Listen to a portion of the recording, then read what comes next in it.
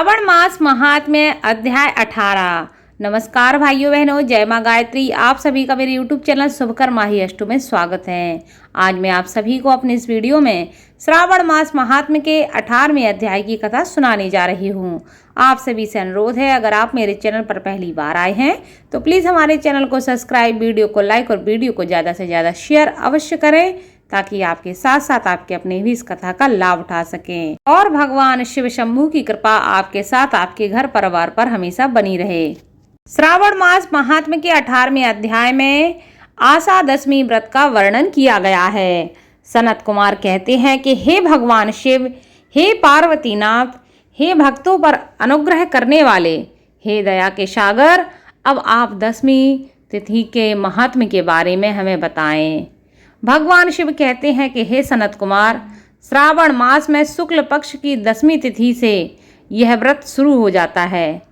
पुनः प्रत्येक महीने में शुक्ल पक्ष की दशमी तिथि को यह व्रत करना चाहिए।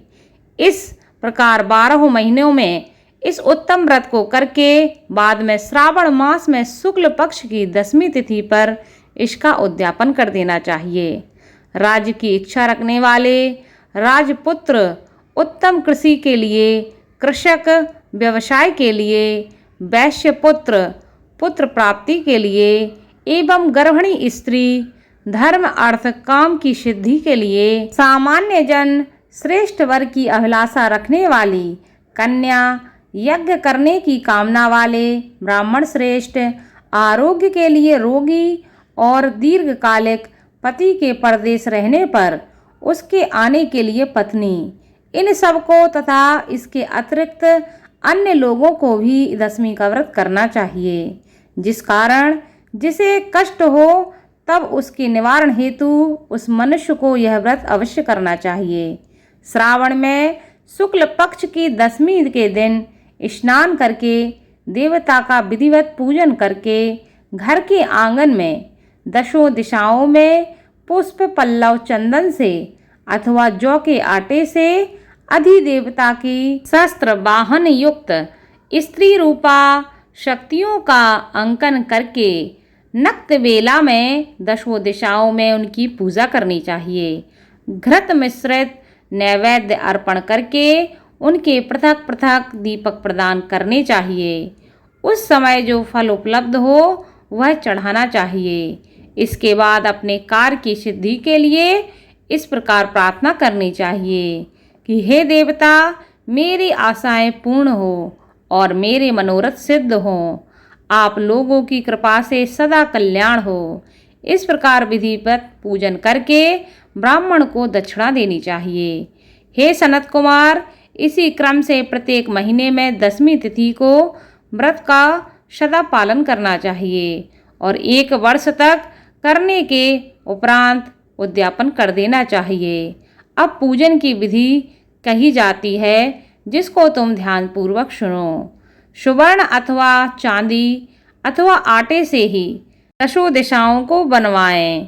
उसके बाद स्नान करके भली भांति वस्त्र भूषण से अलंकृत होकर बंधु बांधवों के साथ भक्तिपूर्ण मन से दशों दिग देवताओं का पूजन करना चाहिए। घर के आंगन में क्रम से इन मंत्रों के द्वारा दिग देवताओं को स्थापित करना चाहिए। इस भवन के स्वामी और देवताओं तथा दानवों से नमस्कार किए जाने वाले इंद्र आपके ही समीप रहते हैं। आप इंद्री नामक दिग देवता को नमस्कार है। हे प्रभु, अग्नि के साथ परिग्रह विवाह होने के कारण आप आग्नेय कही जाती हैं। आप तेज स्वरूप तथा पराशक्ति हैं, अतः मुझे वर देने वाली हो। आपका ही आश्रय लेकर वे धर्मराज सभी लोगों को दंडित करते हैं, इसलिए आप संयमनी नाम वाली हैं। हे यामये, आप मेरे लिए उत्तम मनोरथ पूर्ण करने वाली हो। हाथ में खड्ग धारण किए हुए मृत्यु देवता आपका ही आश्रय ग्रहण करते हैं, अतः आप निर्ऋति रूपा हैं। आप मेरी आशा को पूरा कीजिए। हे वारुणी, समस्त भुवनों के आधार तथा जल जीवों के स्वामी वरुण देव आप में निवास करते हैं, अतः मेरे कार्य तथा धर्म को पूर्ण करने के लिए आप तत्पर हो। आप जगत के आदि पुरुष वायुदेव के साथ अधिष्ठित हैं, इसलिए आप वाव्या हैं। हे वाव्य, आप मेरे घर में नित्य शांति प्रदान करें। आप धन के स्वामी कुबेर के साथ अधिष्ठित हैं, अतः आप इस लोक में उत्तरा नाम से विख्यात हैं। हमें शीघ्र ही मनोरथ प्रदान करके आप निरुत्तर हो। हे ऐशानी, आप जगत के स्वामी शंभु के साथ सुशोभित होती हैं। हे शुभे, हे देवी, मेरी अभिलाषाओं को पूरा कीजिए। आपको नमस्कार है। आप समस्त लोकों के ऊपर अधिष्ठित हैं, सदा कल्याण करने वाली हैं और आप सनक और मुनियों से घिरी रहती हैं। आप सदा मेरी रक्षा करें। आप मेरे ऊपर हमेशा कृपा करें। सभी नक्षत्र, ग्रह, तारागण तथा जो नक्षत्र माताएं हैं और जो भूत प्रेत तथा विघ्न करने वाले विनायक हैं, उनकी मैंने भक्ति युक्त मन से भक्ति पूर्वक पूजा की है। वे सब मेरे अभीष्ट की सिद्धि के लिए सदा तत्पर हों। नीचे के लोकों में आप सर्पों तथा नेवलों के द्वारा सेवित हैं, अतः आप नागपत्नियों सहित आप मेरे ऊपर प्रसन्न हो।